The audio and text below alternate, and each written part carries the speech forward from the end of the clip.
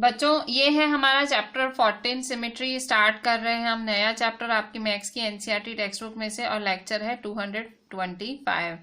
सो symmetry मैंने एक थोड़ा सा इंट्रो दे दिया था, but today we are starting again with the intro. So symmetry क्या है? सो सबसे पहले सिमेट्री है क्या? सो सिमेट्री इज एन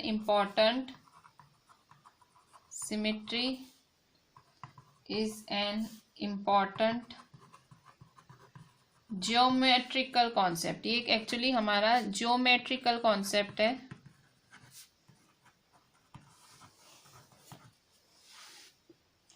ठीक है, सो ये आपको नेचर में ही दिखता है, मतलब ये जो सिमेट्री है आपको नेचर में ही दिखता है। Commonly exhibited in nature and is used almost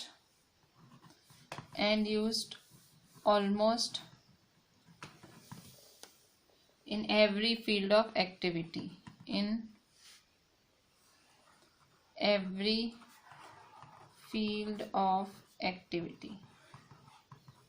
ठीक है, सो ये आपको हर जगह दिखता है और हर एक्टिविटी फील्ड में यूज होता है। सो आर्टिस्ट,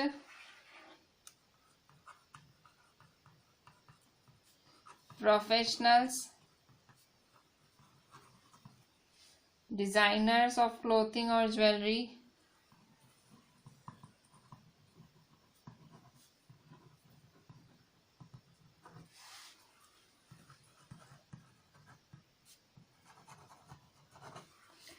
सो आर्टिस्ट हुए, प्रोफेशनल्स हुए, डिजाइनर्स हुए क्लोथिंग और ज्वेलरी के, कार मैन्युफैक्चरर्स हुए, सो कार मैन्युफैक्चरर्स,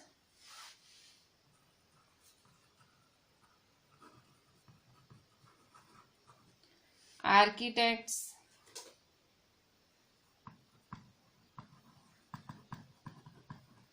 ये सारे सिमेट्री का आइडिया यूज करते हैं। सो मेक यूज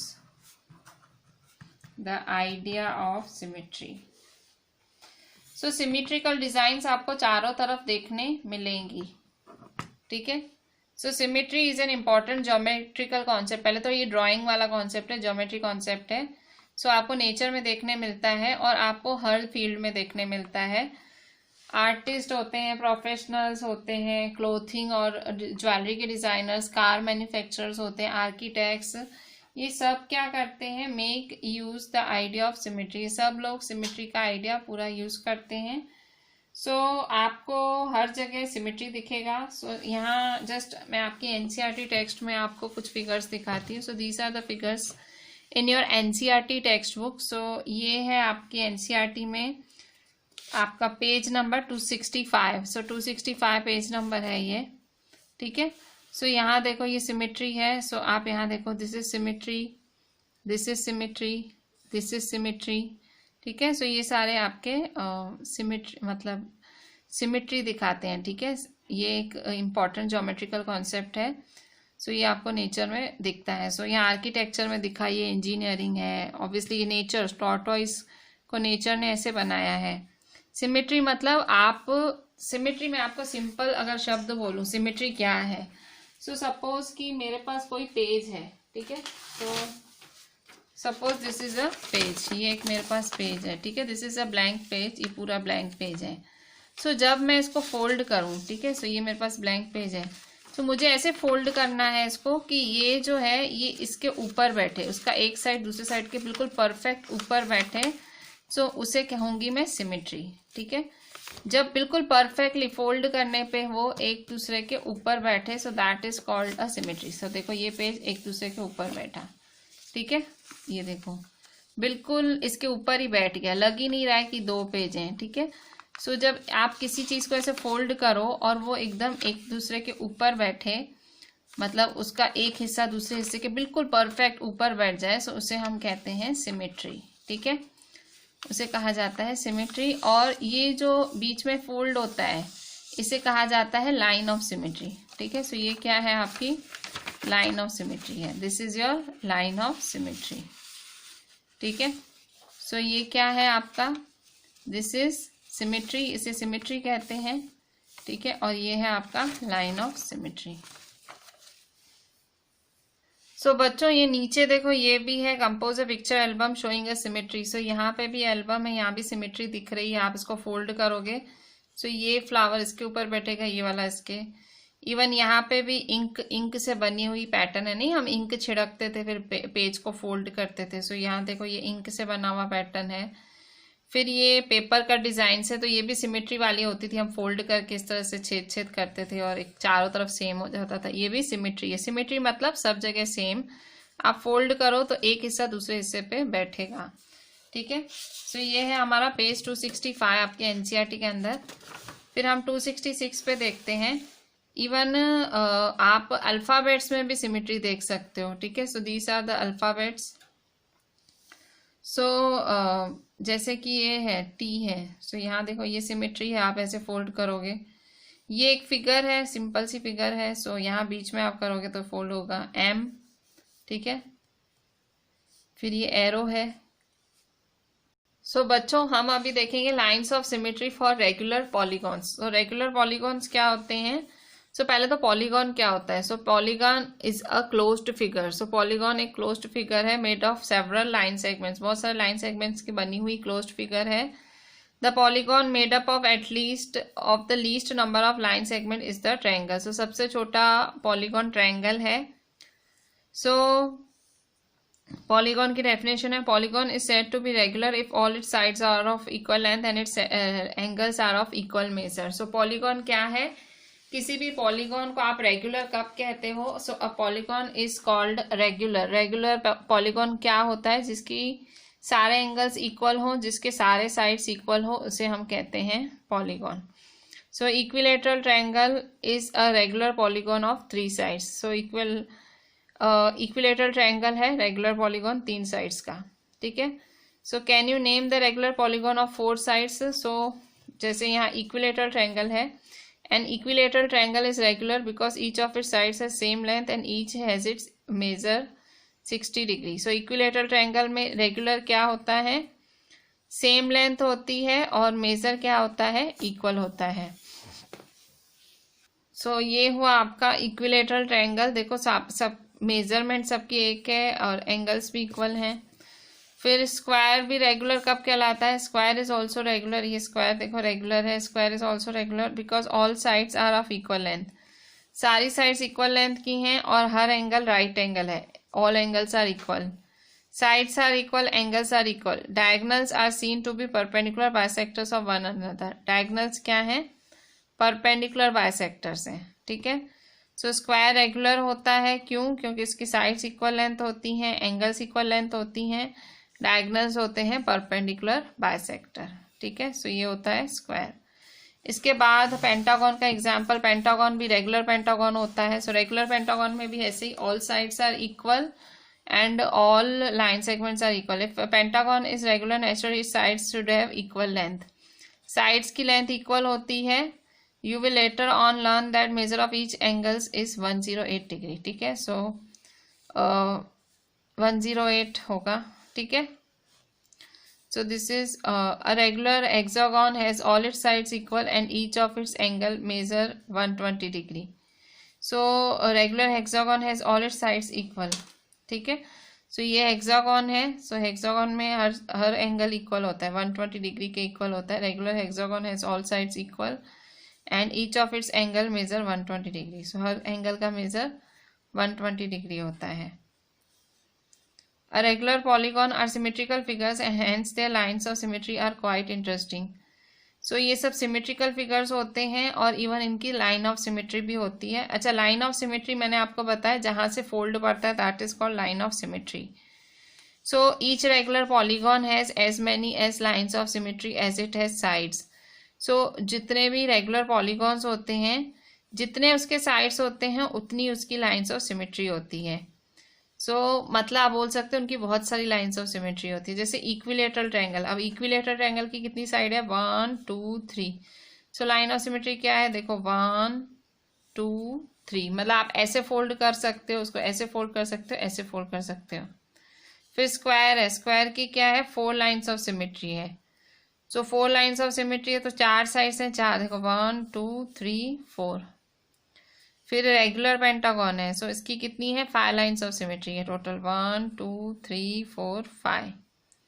ठीक है, सो 5 लाइन्स ऑफ सिमेट्री देखो 1 2 3 4 5। ठीक है, सो ये 6 है, रेगुलर हेक्सागन है, सो 1 2, सो 6 लाइन्स ऑफ सिमेट्री है। ठीक है, सो 1 2 3 4 5 6, सो ये है रेगुलर हेक्सागन। ठीक है, सो इस तरह से मतलब लाइन्स ऑफ सिमेट्री ज़्यादातर जो रेगुलर पॉलीगॉन्स होते हैं, मतलब जिनके साइड्स इक्वल होते हैं, एंगल्स इक्वल होते हैं, उनके लाइन्स ऑफ सिमेट्री भी इक्वल होती है। बच्चों एक और नया शब्द है mirror reflection. So mirror reflection कुछ ये जो सिमेट्री है वैसा ही होता है। सो इसमें भी खाली देखना पड़ता है, लेफ्ट राइट होता है। जैसे ये है, इसका आर का मिरर रिफ्लेक्शन ये है। सो जो लेफ्ट है वो राइट हो गया, राइट है वो लेफ्ट हो गया। यहाँ पे भी देखो ये चूहे का मिरर रिफ्लेक्शन है, सो उसका लेफ्ट राइट हो गया, राइट लेफ्ट हो गया। ठीक है, सो मतलब इस तरह से आपको मिरर रिफ्लेक्शन देखने मिलता है।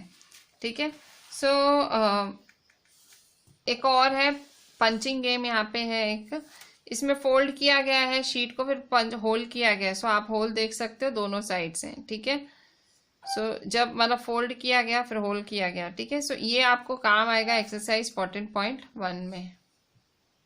बच्चों एक्सरसाइज 14.1 में देखते हैं। क्वेश्चन 1 है copy the figures with punched holes and find the axis of symmetry for the following. So पहले ये फिगर्स आपको ड्रॉ करने हैं, फिर आपको ये पंच होल्स हैं, ठीक है, होल्स किए गए हैं, तो बताना है यहाँ एक्सिस ऑफ सिमेट्री क्या होगा। इन होल्स का एक्सिस ऑफ सिमेट्री मतलब ये होल इसके ऊपर कब होगा, तो ऑब्वियसली जब यहाँ लाइन पड़ेगी तो ये इसके ऊपर जाके फोल्ड होगा तो पड़ेगा। ये होल इस होल के ऊपर कब पड़ेगा, जब यहाँ लाइन ऑफ सिमेट्री होगी तो ये होल इस होल पे जाके पड़ेगा। सेम यहाँ है, यहाँ होगी, यहाँ होगी। ठीक है, सो इस तरह से सो हमें टोटल दिए गए हैं यहाँ पे 12 दिए गए हैं। ठीक है, 12 क्वेश्चंस दिए गए हैं और 12 के 12 में हमें बताना है कि एक्सिस ऑफ सिमेट्री क्या है। सो बच्चों आप ए नंबर देख सकते हैं, ये ए है हमारा। ठीक है, so this is our A.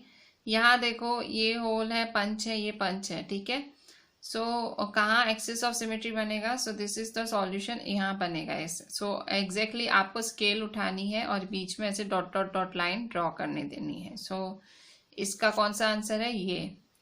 Same यहाँ है बी फिगर देखो, सो यहाँ देखो यहाँ होल है, यहाँ होल है, तो इसका एक्सिस ऑफ सिमेट्री कहाँ बनेगा, सो ये पॉइंट यहाँ लाइन आपकी, यहाँ आपको लाइन ड्रॉ कर देनी है टेक्स्ट बुक के अंदर, एनसीईआरटी के अंदर। सो ये बनी आपको line of symmetry.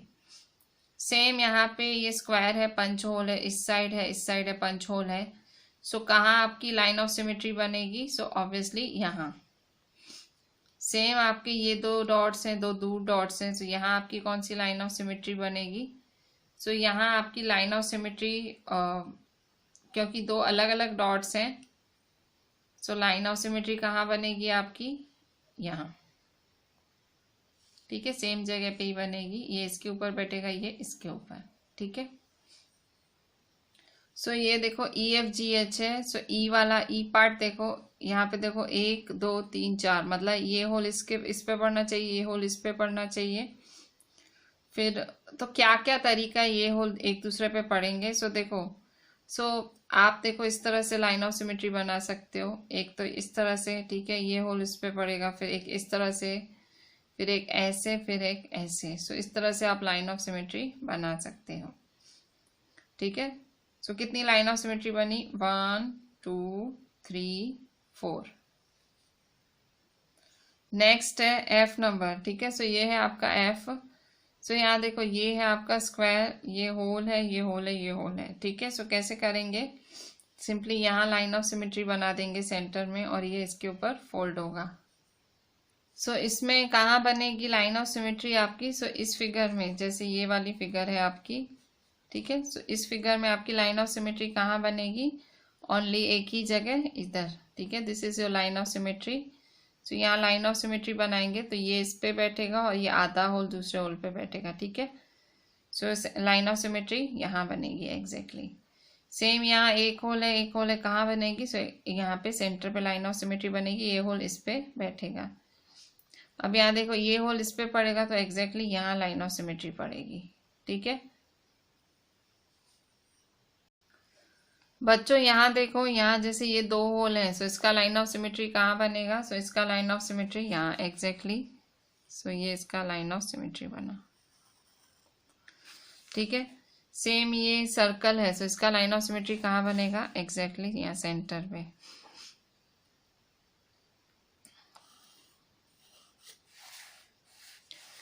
Exact centre नहीं बना,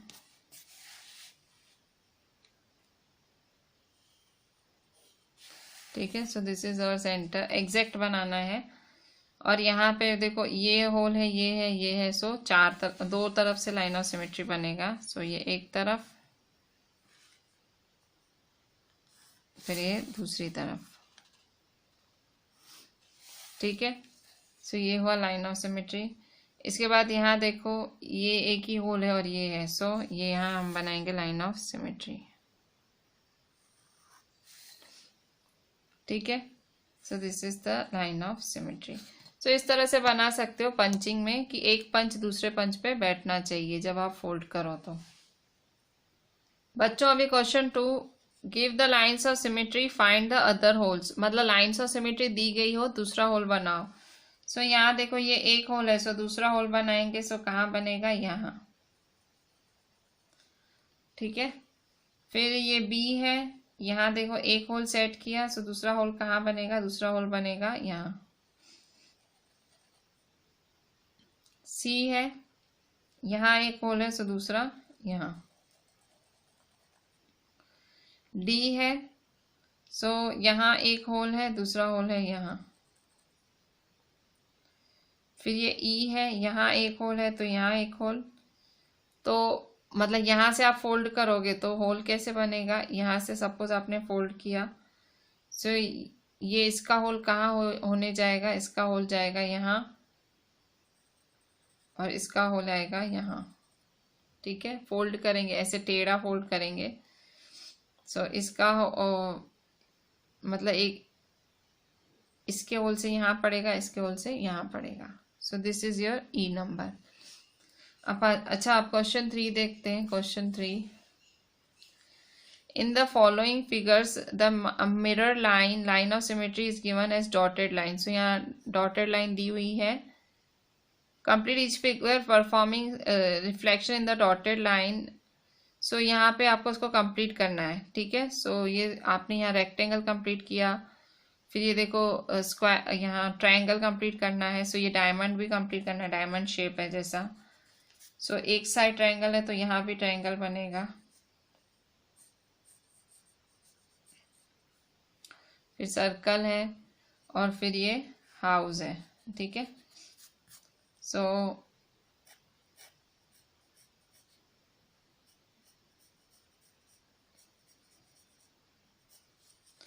इस तरह से आप क्या कर सकते हो? इसको बना सकते हो। सेम यहाँ पे है। सो 1 2 3 4 5, ठीक है। सो 6 7 8 9 10, ठीक है। सेम टू सेम यहाँ बना देना है। नेक्स्ट है question 4। Question 4, the following figures है more than one line of symmetry. ये जो सारी फिगर्स हैं, ये 1 2 3, तो इन सब में लाइन एक से ज्यादा लाइन ऑफ सिमेट्री है। Such figures are said to be having multiple lines of symmetry. So जैसे ये फिगर है, यहाँ 2 हैं, फिर ये फिगर है, ठीक है। सो इस तरह से इनको मतलब एक से ज्यादा लाइन्स ऑफ सिमेट्री है, 1 2 3, ठीक है। सो इन्हें कहते हैं मल्टीपल लाइन्स ऑफ सिमेट्री, ठीक है। सो यहाँ पे भी आपको multiple lines of symmetry identify करना है। Identify multiple lines of symmetry if any each of the following figure. So इसमें आपको मल्टीपल जो है multiple lines of symmetry draw करना है। सो देखो अगर सपोज यहाँ ड्रॉ करते हैं सेंटर में, ठीक है, ये सेंटर में ड्रॉ होता है सपोज, ठीक है। सो जब आप ऐसे सेंटर में ड्रॉ करोगे तो फोल्ड करोगे तो ये इसके ऊपर चढ़ेगा, ठीक है। फिर दूसरा है, फिर से ड्रॉ करेंगे, यहाँ ड्रॉ करेंगे, ठीक है। सो इस तरह से ड्रॉ करेंगे, ठीक है, फिर इस तरह से ड्रॉ करेंगे।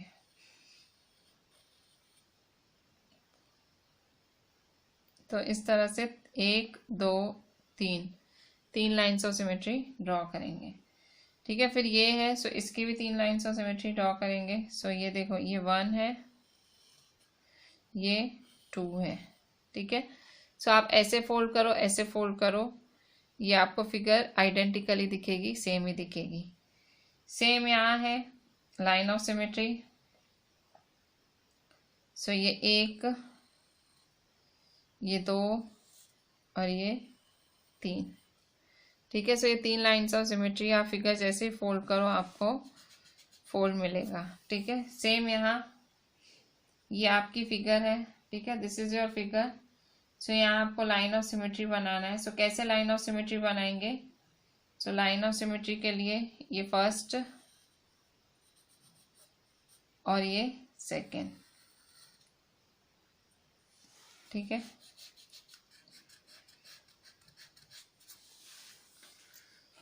स्केल से बनाते हैं। ठीक है, सो ये फर्स्ट,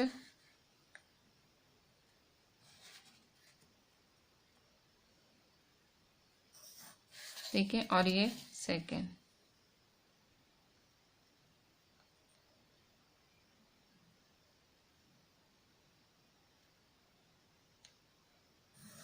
ठीक है, सो ये दूसरी लाइन ऑफ सिमेट्री। सो इस तरह से 2 लाइन ऑफ सिमेट्री हैं। फिर पीछे ये EFGH फिगर है। सो यहाँ पे भी लाइन ऑफ सिमेट्री बनेगी। जैसे सो यहाँ 1 बन सकती है, 2 बन सकती है, 3, फिर 4। So total 4 line of symmetry बन जाएगी। सेम यहाँ पे है इस पे, तो इस पे 2 बनेगी, 1 और, ठीक है, सो 1 2। सो 2 लाइन ऑफ सिमेट्री बनेगी। अच्छा, ये शायद दिया हुआ है, यहाँ पे लाइन ऑफ सिमेट्री बनेगी। ठीक है, फिर नेक्स्ट है G। So line of symmetry, so यहाँ से और यहाँ से बनेगी। नेक्स्ट है ये, सो यहाँ पे लाइन ऑफ सिमेट्री फिर से कैसे बनेगी? 1 2 3 4 5। ठीक है, सो 5 लाइन ऑफ सिमेट्री कैसे बनी? 1 2 3 4, 4 लाइन ऑफ सिमेट्री। ठीक है, सो मोस्टली 4 हो रही हैं, अगर ज़्यादा से ज़्यादा 4 हो रही हैं, 1 2 3 4।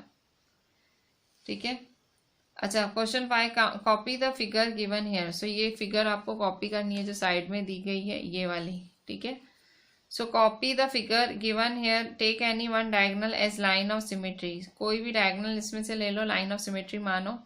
Shade a few more squares to make figures symmetrical about a diagonal. Is there any more way to do that? Will figure be symmetric about both the diagonals?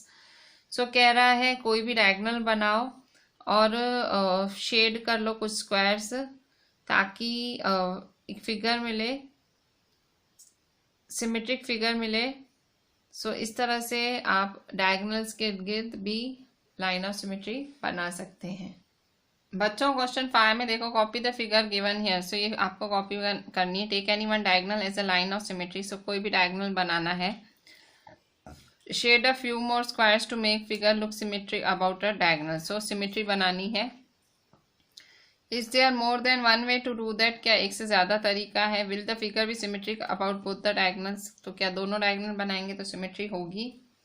So simply आपको डायगोनल्स बना के देखने हैं। सो बच्चों, यहाँ देखो, ये इस तरह से इस फिगर को हमें यहाँ पे हमें इसने बोला है कि आपको सिमेट्री बनानी है और इसके बाद आपको, तो सिंपली लाइन ऑफ सिमेट्री बना देते हैं। सो लाइन ऑफ सिमेट्री कहाँ बनेगी? एक तो यहाँ बनेगी, देखो ये फिगर है आपकी। सो सबसे पहले लाइन ऑफ सिमेट्री यहाँ बनेगी। ठीक है, सो ये लाइन ऑफ सिमेट्री बनी। ठीक है, दूसरी लाइन ऑफ सिमेट्री कहाँ बनेगी? यहाँ बनेगी।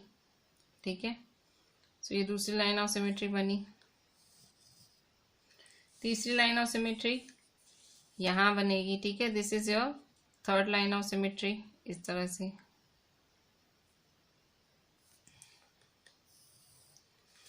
ठीक है, और ये आपकी फोर्थ लाइन ऑफ सिमेट्री है।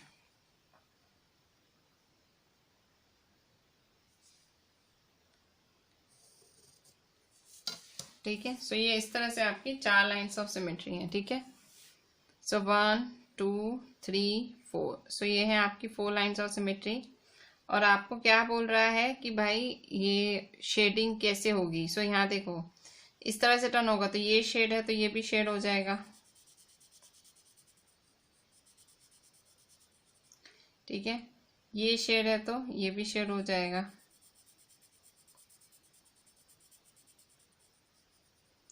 ये शेड है तो ये भी शेड हो जाएगा।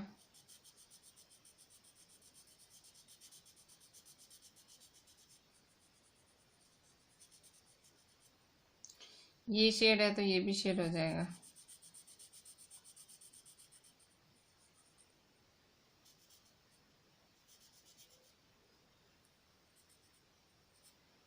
ठीक है। सो इस तरह से शेडिंग होगी। ठीक है। सो तो इस तरह से आपको ये फिगर कॉपी करनी है और आपकी मतलब इस तरह से शेडिंग होगी। ये लाइन ऑफ सिमेट्री है और ये सब शेड हो जाएगा। ठीक है। जब आप ऐसे फोल्ड करोगे तो इसका ये जो ब्लैकिश पार्ट है इस पे लगेगा, इसका ये ब्लैकिश पार्ट, इसका ब्लैकिश पार्ट इस पे, इसका इस पे, इसका इस पे। ठीक है। Question 6, copy the diagram and complete each shape to be symmetric about the mirror line. So यहाँ पे इस शेप को कंप्लीट करना है। ये मिरर लाइन है। ठीक है। सो यहाँ ऐसे बना है, सो यहाँ भी ऐसे ही बनेगा। सो यहाँ देखो इसने लाइन को टच किया हो तो लाइन को टच करते ही आपको चालू करना है। सो लाइन को टच करेंगे so, इस तरह से यहाँ टच करेंगे लाइन को। ठीक है। फिर यहाँ से हम ये बनाएंगे। ठीक है। सो इस तरह से हम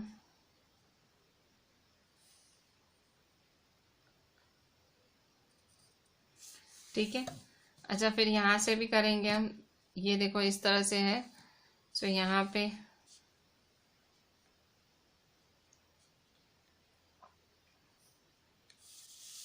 और यहाँ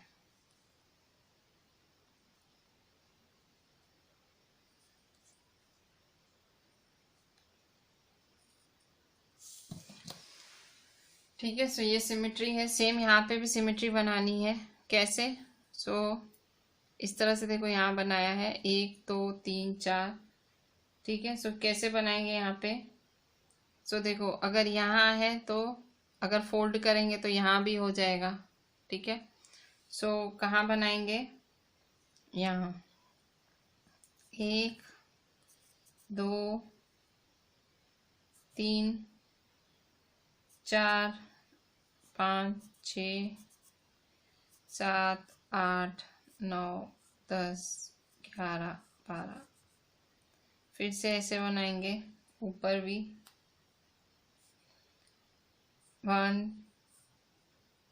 2 3 4 5 6। ठीक है। सो ये क्या हुआ, हमने लाइन ऑफ सिमेट्री की मदद से सब कंप्लीट कर दिया।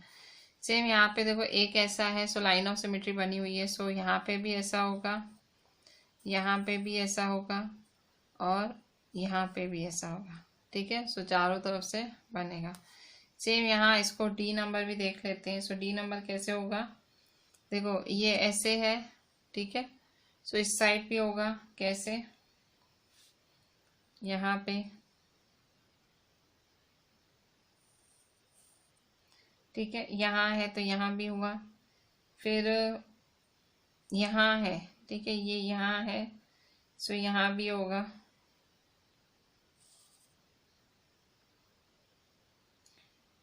फिर ऐसे होगा।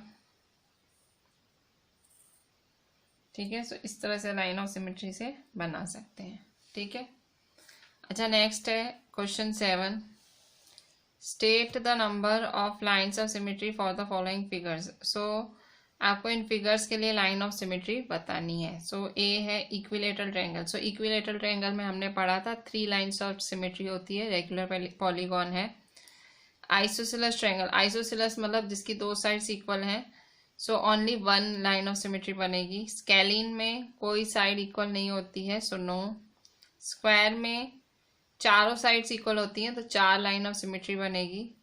रेक्टेंगल में 2 लाइन्स ऑफ सिमेट्री बनेगी। रोम्बस में भी 2, चारों साइड्स इक्वल हैं तो भी 2। पैरेललोग्राम में नो, कोई सिमेट्री बनेगी नहीं। क्वाड्रिलेटरल में भी कोई भी सिमेट्री नहीं बनेगी। रेगुलर हेक्सागोन में, जहाँ भी रेगुलर पॉलीगॉन, रेगुलर हेक्सागोन है, सो वहाँ सिमेट्री बनेगी। हेक्सा मतलब 6, सो 6 साइड्स है तो 6। अ सर्कल, सो सर्कल की सिमेट्री नहीं बनेगी, इनफाइनाइट, ठीक है, सर्कल की कोई सिमेट्री होती नहीं है। सो इनफाइनाइट बहुत सारी बनेंगी, बहुत सारी सिमेट्रीज बनेंगी, इनफाइनाइट। सो इक्विलेटरल ट्रायंगल की 3, आइसोसेलेस की 1, स्केलिन की कोई नहीं, स्क्वायर की 4, रेक्टेंगल की 2, रोम्बस की 2, पैरेललोग्राम का कोई नहीं, क्वाड्रिलेटरल का कोई नहीं, रेगुलर हेक्सागोन का 6, सर्कल का इनफाइनाइट। ठीक है, सो ये था हमारा क्वेश्चन 7। क्वेश्चन 8 देखते हैं। सो क्वेश्चन 8 क्या बोल रहा है? क्वेश्चन 8 पूछ रहा है which what letters of English alphabet have reflection symmetry that is symmetry called related to mirror reflection about. So इनमें से किस किस में मिरर सिमेट्री है, रिफ्लेक्शन सिमेट्री है? So vertical symmetry, horizontal vertical mirror, horizontal mirror, both horizontal vertical mirror. मतलब vertical लिखोगे तो कितने में रिफ्लेक्शन सिमेट्री है? ये बोथ हॉरिजॉन्टल और सिमेट्री, सो इसमें भी टिक करेंगे। सो यहाँ देखो क्वेश्चन 8 का आंसर लिखेंगे। वर्टिकल मिरर है तो वर्टिकल मिरर में कौन कौन सी अल्फाबेट होगी? सो ये सब वर्टिकल मिरर में AHIMOT आप सब में चेक कर सकते हो। बीच में आप वर्टिकल ऐसे लाइन बनाओगे, देखो ऐसे। सो बीच में जब आप लाइन बनाओगे तो ये क्या होगा, एक दूसरे के ऊपर बैठेगा, ठीक है। फिर हॉरिजॉन्टल AHIMOTUVWXY, ठीक है। फिर हॉरिजॉन्टल मिरर, सो हॉरिजॉन्टल मिरर में कैसे लाइन बनाओगे, ऐसे, ठीक है। सो इस तरह से, ठीक है। सो यहाँ आप ऐसे हॉरिजॉन्टल मिरर में लाइन बना सकते हो, ठीक है। इसके बाद ऐसे कौन से हैं जो हॉरिजॉन्टल और वर्टिकल मिरर दोनों हैं? सो हॉरिजॉन्टल और वर्टिकल दोनों कैसे? सो O है, ठीक है, हॉरिजॉन्टली भी होता है वर्टिकली भी होता है। X है, हॉरिजॉन्टली भी है वर्टिकली भी। I है, हॉरिजॉन्टली भी है वर्टिकली, H भी, ठीक है।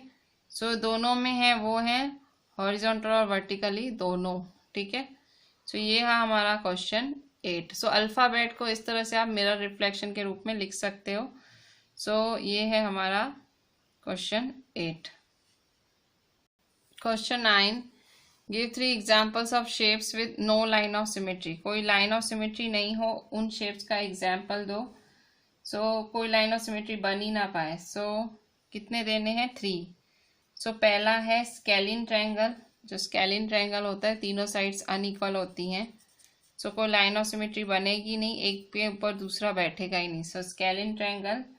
दूसरा है F, इंग्लिश का अल्फाबेट F। सो F में भी ऐसा ही है, कोई लाइन ऑफ सिमेट्री नहीं बनती है। इसके बाद है पैरेललोग्राम, ठीक है। सो पैरेललोग्राम में भी कोई लाइन ऑफ सिमेट्री नहीं बनेगी, ठीक है। स्केलिन ट्रायंगल, F और पैरेललोग्राम, ठीक है। 10th number, what other name can you give to the line of symmetry of isosceles triangle circle. So isosceles triangle की सिमेट्री को आप क्या बोल सकते हो? आइसोसेलेस ट्रायंगल की सिमेट्री को आप मीडियन बोल सकते हो। So median of a triangle आपने सुना होगा, ट्रायंगल में काफी बारी मीडियन वर्ड यूज किया जाता है, मीडियन, ठीक है। सो एक आइसोसेलेस ट्रायंगल होता है, ठीक है। सो ये आइसोसेलेस ट्रायंगल होता है। सो यहाँ आप क्या करोगे, यहाँ मीडियन बनाओगे। फिर सर्कल, सर्कल में क्या कैसे लाइन ऑफ सिमेट्री बनाओगे? सो ये सर्कल है, सो यहाँ क्या बनाओगे, डायामीटर, ठीक है। सो डायामीटर बनता है सर्कल में, सो this is diameter,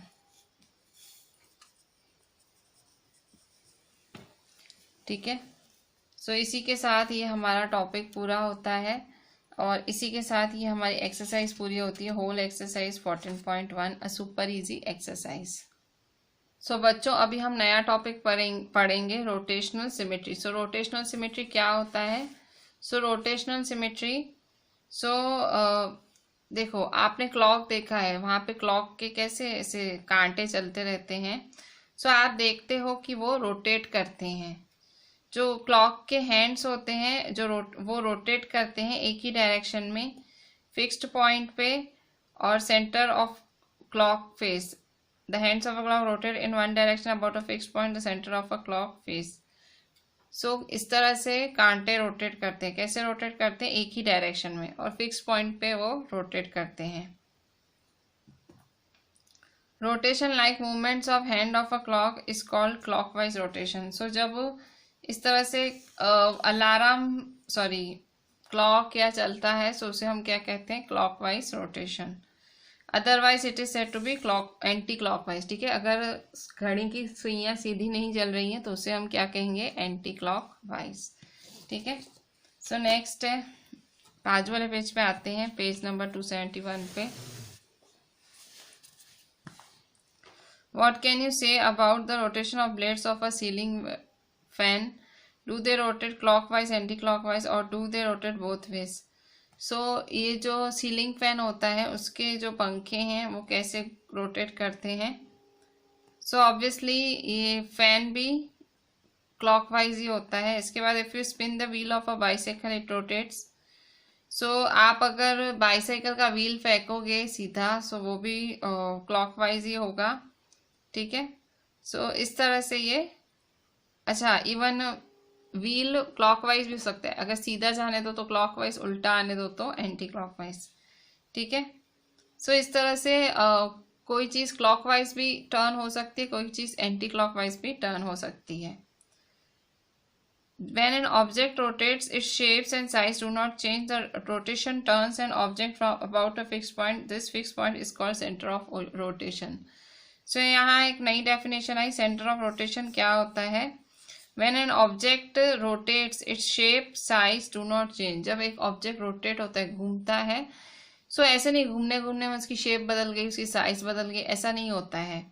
the rotation turns an object about a fix point. Simply object को टर्न होना पड़ता है रोटेशन की वजह से। रोटेशन होता है तो टर्न होता है। The fix point is centre of rotation. So जहाँ पे वो ऑब्जेक्ट टर्न होता है वहाँ पे फिक्स पॉइंट होती है, उसे सेंटर ऑफ रोटेशन कहते हैं। सो इस तरह से सेंटर ऑफ रोटेशन की डेफिनेशन हुई। सो सेंटर ऑफ रोटेशन क्या हुआ? ऑब्जेक्ट रोटेट होता है, उसकी शेप साइज नहीं बदलती है। सो रोटेशन जो है एक ऑब्जेक्ट को turns an object about a fixed point, मतलब फिक्स्ड पॉइंट हो जाता है। Fixed point is centre of rotation. What is centre of rotation of hands of clock? ठीक है, सो ये था हमारा सेंटर ऑफ रोटेशन। अगर आपको centre of rotation of hands of clock आता है, so you can just draw it. Next है बच्चों, अभी नई डेफिनेशन देखते हैं। The angle of turning during rotation is called angle of rotation. So जब हम घड़ी घड़ी घूमते हैं रोटेशन के दौरान, सो उसे हम कहते हैं angle of rotation. So angle of rotation क्या होता है? The angle of turning during rotation is called angle of rotation. ठीक है, so a full turn means a rotation of 360 degree. अगर कोई चीज आप पूरी घुमा देते हो, पूरी की पूरी घुमा देते हो, सो हम क्या कहेंगे? पूरी की पूरी चीज घुमाएंगे, सो उसे हम कहेंगे a full turn means rotation of 360 degree. So पूरा रोटेशन है, सो 360 डिग्री का रोटेशन होगा। इसके बाद हाफ टर्न का और क्वार्टर टर्न का कितना मेजरमेंट होगा? सो हाफ टर्न मतलब 180 डिग्री और क्वार्टर टर्न मतलब 90 डिग्री। ठीक है, सो कोई कहे अगर फुल टर्न है, सो फुल टर्न मतलब आपने 360 डिग्री एंगल घूमा। कोई कहे आपने हाफ टर्न घूमा मतलब 180 डिग्री घूमा। कोई कहे आपने क्वार्टर टर्न घूमा तो मतलब आपने 90 डिग्री घूमा। ठीक है, so when it is 12 o'clock the hands of a clock are together. सब 12 पे सुई आती है तो दोनों साथ में हो जाते हैं। By 3 o'clock the minute hand would have made 3 complete turns. So जब 3 बजती है, ठीक है, 12 बजे दोनों साथ होती हैं दोनों सुइयां, पर 3 बजती हैं, सो जो मिनट हैंड है वो 3 आगे बढ़ चुका होता है। But the hour hand would have made only a quarter turn. पर जो आवर हैंड होता है वो 90 डिग्री ही मूव कर चुका होता है। सो अब आप बता सकते हो कि what can you say about their position at 6 o'clock। So वो 6 o'clock पे कैसे पहुंचा? ठीक है, सिंपल है। 12 पे था, 12 पे दोनों सुइयां थी।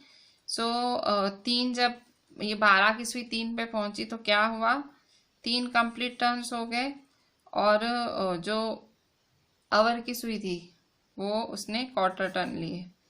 ठीक है, सो इस तरह से आप क्या कर सकते हो, एंगल सेट कर सकते हो। इसके बारे में कल हम डिटेल में पढ़ेंगे।